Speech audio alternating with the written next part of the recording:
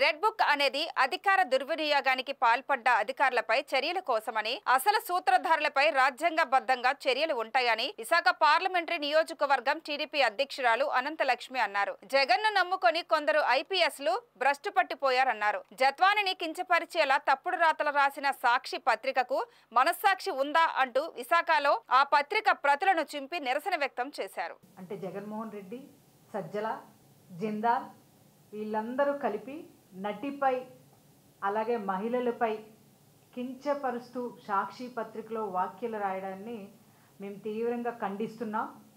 అలాగే ఒక మహిళ బయటకొచ్చి నాకు అన్యాయం జరిగింది, నన్ను హింసించారు, వేధించారు అని చెప్పి ఆవిడ కంప్లైంట్ పెడితేనే ఈ ప్రభుత్వం చర్యలు చేపట్టింది తప్పితే మా లోకేష్ గారు రెడ్ బుక్ రాజ్యాంగం ఏమీ ఏలలేదండి. రెడ్ బుక్ రాజ్యాంగం అంటే రాజ్యాంగానికి వ్యతిరేకంగా ఎవరైతే అధికారులు పాల్పడుతున్నారో వాళ్ళకు మాత్రమే రెడ్ బుక్ రాజ్యాంగమే తప్పితే ఈ జత్వానీ కేసులో ఆవిడొచ్చి కేసు ఫైల్ చేసింది కనుకే జగన్మోహన్ రెడ్డిని నమ్ముకుంటే ఐఏఎస్ ఐపీఎస్లతో సహా వేటు పడుద్ది అనడానికి ఈ జత్వానీ కేసు నిదర్శనం. అంతేగాని మేము పెట్టింది కాదు, మా రాజ్యాంగంలో ఉన్నది కాదు ఇది. ఈరోజు జగన్మోహన్ రెడ్డి గారు ఒక మహిళా సంక్షేమాధికారి, మహిళా అభివృద్ధికారి ఇలా ప్రగల్భాలు పలుకుతూ ఎన్నో మాటలు చెప్పారు. కానీ ఈరోజు ఒక మహిళ సాక్షి పత్రిక చైర్పర్సన్గా ఉన్నటువంటి భారతీరెడ్డి గారు మీరు చైర్పర్సన్గా వ్యవహరిస్తున్నారు సాక్షి పత్రికకి. మీ పత్రికలో మహిళలను కించపరుస్తూ, అగౌరవపరుస్తూ, హేళనగా ఎలాంటి రాస్తున్నారు? ఇది అసలు మనస్సాక్షి ఉందా? మహిళలను గౌరవంగా చూస్తాం మేము అని చెప్పి 4 ఏళ్ళు ఎంతో ప్రగల్భాలు పలికారు కదా. మరి ఇప్పుడు ఏమైందండి? ఆవిడే బయటకు వచ్చి కేసు పెడితే ఈరోజు ఈ ప్రభుత్వం కక్ష సాధింపు చర్యలు చేపడుతుంది, లోకేష్ గారు రెడ్ బుక్ రాజ్యాంగం వెళ్తుందని మీరు ఎలా మాట్లాడుతున్నారో, ఎలా అనగలుగుతున్నారో నాకైతే అర్థం కావట్లేదు. ఈరోజు ఆవిడ్ని బంధించారు, వేధించారని చెప్పి ఈ ప్రభుత్వానికి వచ్చి ఒక నివేదిక సమర్పించి కేసు నమోదు చేసింది. ఈరోజు ఐఏఎస్ ఐపీఎస్లను చెప్పుకొని నిజంగా ఎవరండి దీనికి సూత్రధారులు? సజ్జల, జగన్మోహన్ రెడ్డి సూత్రధారి, పాత్రధారి అందరూ వీళ్ళే. కర్త, కర్మ, క్రియ. కర్త కర్మలకి ఇంకా అది వేటు పడలే అంటే జగన్మోహన్ రెడ్డి గారికి, సజ్జలకి వాళ్ళపైన చర్యలు తీసుకోవాలి. ఎవరైతే ఐఏఎస్ ఐపీఎస్లు ఉన్నారో సూత్రధారులు, క్రియ ఎవరైతే వాళ్ళు చేశారో వాళ్ళకు మాత్రం వేటు పడింది కనుక ఈరోజు జగన్మోహన్ రెడ్డి గారు తెలుసుకోవాలి. ఈరోజు ఈ ప్రభుత్వంపై నిందలు వేస్తూ అబద్ధాలు, తప్పుడు రాతలు, తప్పుడు ప్రచారాలు చేస్తున్నారు.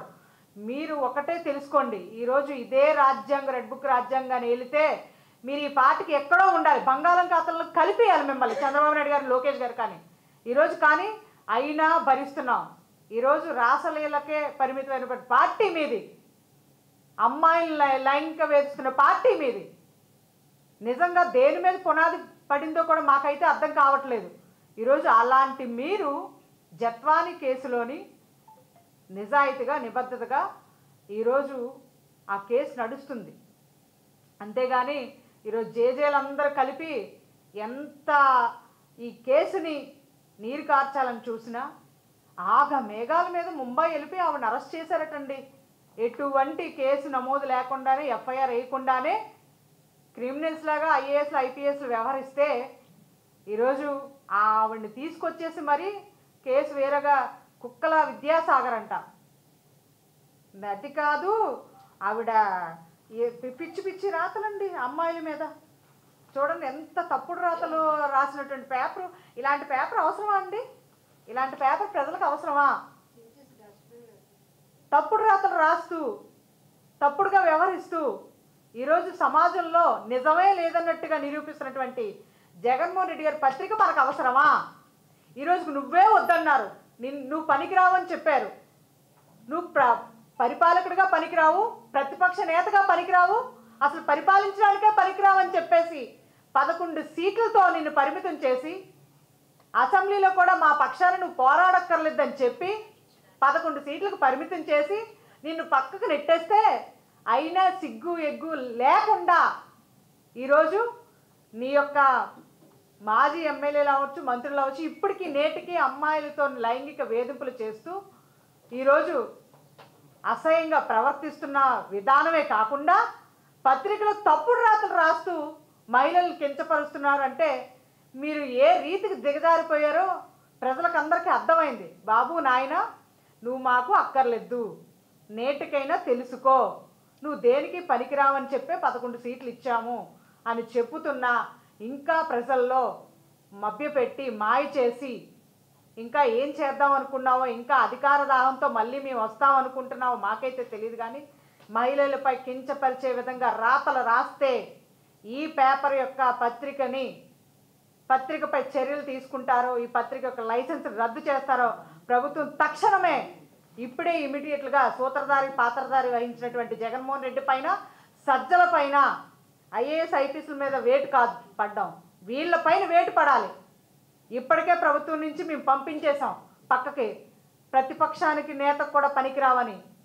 అయినా కూడా చింత చచ్చినా పులుపు చావదన్నట్టుగా ఈరోజు ఏం చావలేదో తెలియదు. కానీ ఈరోజు మహిళలు కించపరుస్తూ అగౌరవపరుచు అనేక విధాలుగా తప్పుడు రాతలు రాసినటువంటి సాక్షి పేపర్ని ఇమీడియట్గా బ్యాన్ చేయాలి. లేదంటే ఈ పేపర్ దీనికి కూడా పనికిరాదు, చెత్తబుట్టకు కూడా అని చెప్పేసి ఈ పేపర్ కూడా చదివే పరిస్థితులు లేదు.